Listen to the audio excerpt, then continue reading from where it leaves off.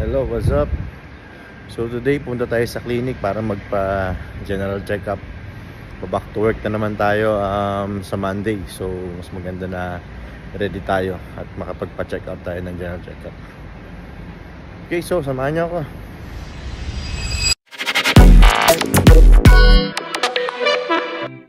Okay, so lakad tayo pupunta sa bus station. By the way, nagpabook pala ako para makapagpa-general check-up ako. Yan, sakay tayo ngayon ng metro. Saglitan tayo mag-metro kasi bababa lang tayo sa may Business Bay. Okay, so time check tayo, 16:35. Nandito tayo sa Prime Medical Center. Ito si Doc Vicente, Filipino doctor dito sa Prime. Then, antay lang tayo ng time check, 17:04. Saglit lang. Okay, done na tayo sa check-up natin.